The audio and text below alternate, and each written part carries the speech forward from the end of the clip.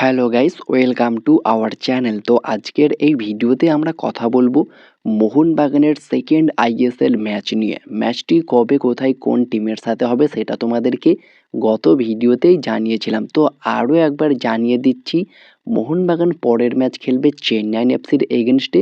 তো সেই ম্যাচটা নিয়েই কথা বলবো, পুরো ম্যাচ প্রিভিউ নিয়ে ডিটেলসে আলোচনা করব।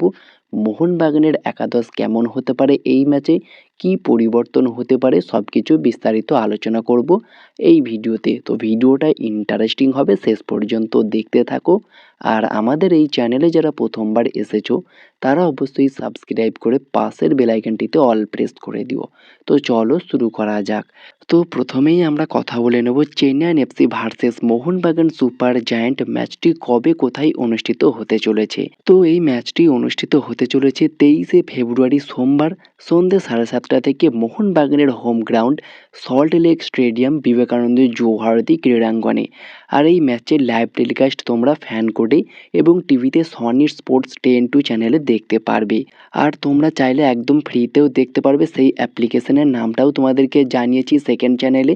তো যদি তোমরা সেই অ্যাপটি ডাউনলোড করতে না পারো বা না করে থাকো, আর যদি চাও তোমরা ডাইরেক্ট লাইভ লিঙ্ক পেতে, তো অবশ্যই সেকেন্ড চ্যানেলটা সাবস্ক্রাইব করে রাখো, সেখানে তোমরা এই ম্যাচের লাইভ লিঙ্ক পেয়ে যাবে। তো অবশ্যই সেকেন্ড চ্যানেলটা সাবস্ক্রাইব করে রাখো, সাথে এই চ্যানেলটাও সাবস্ক্রাইব করে রাখো।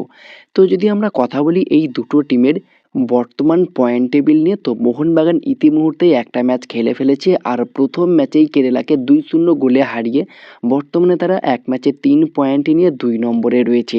উল্টো দিকে চেন্নাইন এফসি এখনও পর্যন্ত কোনো ম্যাচ খেলেনি, তবে তারা মুম্বাই সিটি এফসির সঙ্গে ম্যাচ খেলবে সামনেই 19 তারিখে। তো সেই ম্যাচটার দিকে অবশ্যই তাকিয়ে থাকবে মোহনবাগান, চেন্নাইন এফসি কেমন পারফরমেন্স করে। ইস্টবেঙ্গল তো গতকালকে দুর্দান্ত খেলেছে, প্রথম ম্যাচেই ডেবিউ ম্যাচে বিশেষ করে নজর করেছে ইউসেফ এজ্জেজারি, জোড়া গোল করেছেন তিনি, মিগুয়েল করেছে একটা গোল। 3-0 গোলে নর্থ ইস্টকে হারিয়ে আইএসএলে প্রথমবারের মতো তারা জয় দিয়ে তাদের অভিযান শুরু করলো, দুর্দান্ত একটা নজির গড়ল। তো যাই হোক, তো যদি আমরা চেন্নাইন এবং মোহনবাগানের হেড টু হেড রেকর্ড নিয়ে কথা বলি, দুটো টিমের হেড টু হেড রেকর্ড অনুযায়ী মোহনবাগান অনেকটাই এগিয়ে রয়েছে। মোহনবাগান এখনও পর্যন্ত 3বার জিতেছে চেন্নাইনের এগেনস্টে, একবার ড্র হয়েছে এবং চেন্নাইন এফসি একবার জিতেছে। তো এই দিক থেকে অবশ্যই মোহনবাগান কিছুটা এগিয়ে রয়েছে এবং স্কোয়াড অনুযায়ীও মোহনবাগান বেশ কিছুটা এগিয়ে রয়েছে, যেখানে মোহনবাগানের পুরো ফরেন স্কোয়াডটাই খুবই ডেঞ্জারাস একটা ব্যাপার রয়েছে। উল্টো দিকে চেন্নাইনও বেশ কিছু ভালো নামি দামি বিদেশিকে নিয়েছে, তবে এজগুলো একটু বেশি, যেখানে তোমরা দেখতে পারবে মোহাম্মদ আলী বেমামার নর্থ ইস্টের রিজেক্টেড একটা প্লেয়ার এবং বেঙ্গালুরু এফসির একটা রিজেক্টেড প্লেয়ার আলবার্তো নোগুয়েরা, এই দুজনকেই কিন্তু সই করিয়েছে চেন্নাইন এফসি। তো অবশ্যই দুটো প্লেয়ারের কিন্তু কোয়ালিটি রয়েছে, আইএসএল আমরা আগেও দেখেছি, তবে বর্তমানে বয়সটা অনেকটাই বেশি।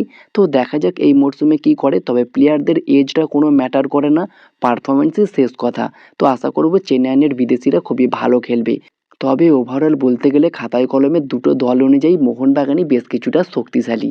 তবে এই ম্যাচে কিন্তু একটা ধাক্কাও খেতে পারে মোহনবাগান, রবসন রবিনও লাস্ট ম্যাচে চোট পেয়েছে। আশা করব সার্জিও লোবেরা হয়তো তাকে নিয়ে খুব একটা রিস্ক নেবে না, যদি সিরিয়াস কিছু হয়ে থাকে এই ম্যাচে তাকে রেস্ট দিতে পারে, এই পরিবর্তনটা হতে পারে। এবং সুভাশিস বোসের জায়গায় প্রথম থেকেই অভিষেক সিংকে খেলালে অনেক বেটার হবে এবং রাইট ব্যাকে আমির রানোয়ারাকে খেলালে অনেক বেটার হবে। দুজনে কিন্তু লাস্ট ম্যাচে দুর্দান্ত নজর কেড়েছে। তবে আশা করছি প্রথম ম্যাচের মতোই প্রথম থেকে অভিষেক এবং সুভাশিস বোস খেলবে, পরে সুভাশিস বোসের রিপ্লেসমেন্ট হিসাবে আমির রানোয়ারে এসে ডান দিকে চলে যাবে এবং অভিষেক সিং বাঁ দিকে চলে যাবে, এরকমই কিন্তু পরিবর্তনটা হতে পারে। আর যদি আমরা কথা বলি দুটো টিমের শক্তিশালী পয়েন্ট নিয়ে, তো অবশ্যই মোহনবাগানের সবচেয়ে বেশি শক্তিশালী পয়েন্ট হচ্ছে আপফ্রন্টে, যেখানে রবসন দিমি জেমির মতো একটা দুর্দান্ত কম্বিনেশন রয়েছে। তবে রবসন না থাকলেও লিস্টন মানবির দুদিক থেকে থাকলে আরও একটা ব্রিলিয়ান্ট কম্বিনেশন আমরা দেখতে পাই, দুজনের একটা দুর্দান্ত গতি রয়েছে। আর রবসন থাকলে তিনি তো স্কিলে জাদু দেখিয়ে দেয়, অসাধারণ তার স্কিলগুলো দেখতে খুবই ভালো লাগে। তো অবশ্যই এই ম্যাচে রবসন রবিনও যদি না খেলে আমি মনে করছি বেটার হবে লিস্টনকে বাঁ দিকে এনে, আর যদি একান্তই রবসন খেলতেও পারে তাকে ডান দিকে নিয়ে যাওয়াটা বেটার হবে, কারণ লিস্টন ডান দিকে খুব একটা ইফেক্ট ফেলতে পারছে না, অর্থাৎ ডান দিক থেকে তাকে বাঁ দিকে মুভ করালেই বেটার হবে আমি মনে করছি। আর যদি চেন্নাইন এফসির শক্তিশালী পয়েন্ট নিয়ে কথা বলি, তো দেখো লাস্ট ইয়ারের তুলনায় এই মরশুমে চেন্নাইন এফসির স্কোয়াড অনেকটাই পরিবর্তন হয়েছে, এখনও পর্যন্ত তারা একটাও ম্যাচ খেলেনি। মুম্বাই ম্যাচটা দেখলে আপাতত একটু হলেও বোঝা যাবে যে টিমটার শক্তিশালী এবং দুর্বল পয়েন্ট কোথায়। তো এই মুহূর্তে চেন্নাইন এফসির শক্তিশালী এবং দুর্বল পয়েন্ট নিয়ে কোনো কিছুই বলা যাচ্ছে না একটানা ম্যাচ খেলা হলে। তবে মোহনবাগান কিন্তু লাস্ট ম্যাচে জিতলেও বেশ কিছু ভুল ত্রুটিও করেছে। তো আশা করব সব কিছু শুধরে নিয়ে এই ম্যাচে জয়ের উদ্দেশ্যেই নামবে। আর যদি এই ম্যাচে মোহনবাগানের ফরমেশন নিয়ে কথা বলি তো লাস্ট ম্যাচের মতোই হবে, 4-2-3-1 এই ফরমেশনে যেতে পারে।